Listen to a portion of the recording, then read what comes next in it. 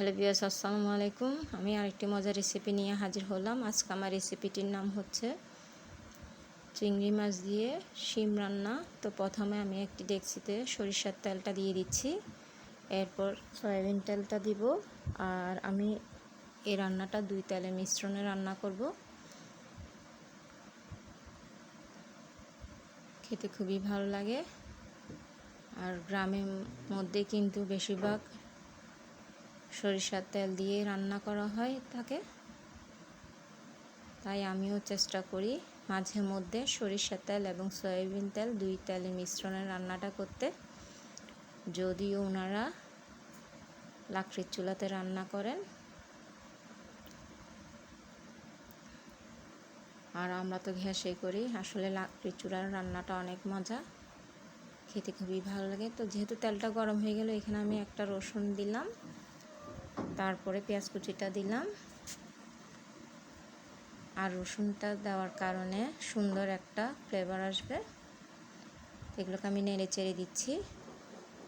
এরই মাঝে আমি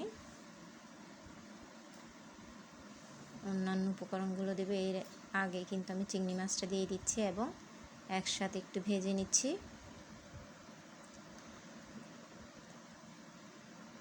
টমেটোটা দিয়ে দিলাম কষানোর জন্য, একটু নেড়ে চেড়ে দিচ্ছি।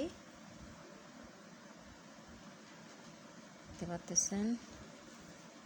আর এই রান্নাটা কিন্তু গরম ভাতের সাথে খেতে খুবই ভালো লাগে। তো এখানে আমি স্বাদ মতো লবণটাও দিয়ে দিলাম, এবার একটু নেড়ে চেড়ে দিচ্ছি। কষানোর জন্য পানিটা দিলাম, দেখতে পাচ্ছেন। একটু নেড়ে চেড়েও দিলাম। 1 চা চামচ হলুদের গুঁড়া দিলাম, মরিচের গুঁড়াটা দিচ্ছি প্রায় 1 টেবিল চামচের মতন দিব, দেখতে পাচ্ছেন। একটু নেড়ে চেড়ে আমি এগুলোকে ভালো করে কষিয়ে নেব।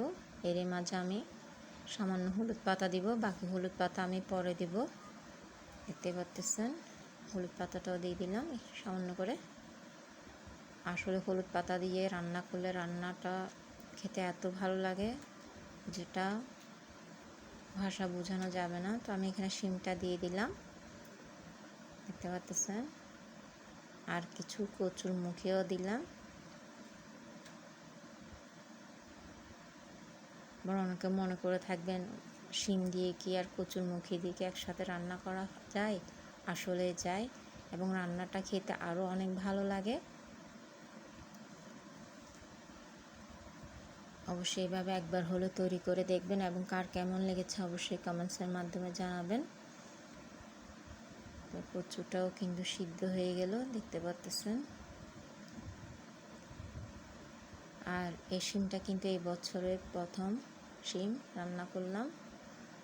আমি পানি দিলাম, দেখতে পাচ্ছেন। আর যখন রান্না করতেছি ভাবলাম আপনাদের সাথেও শেয়ার করি, আর একটু পানি দিলাম। বাকি টমেটোটা দিয়ে দিচ্ছি, যেহেতু সবজিগুলো সিদ্ধ হয়ে গেল। বাকি হলুদ পাতাটাও দিয়ে দিলাম, কাঁচামরিচ ভেঙে দিচ্ছি। আমাদের তো খুবই প্রিয় এ ধরনের রান্না, আশা করি আপনাদেরও ভালো লাগবে।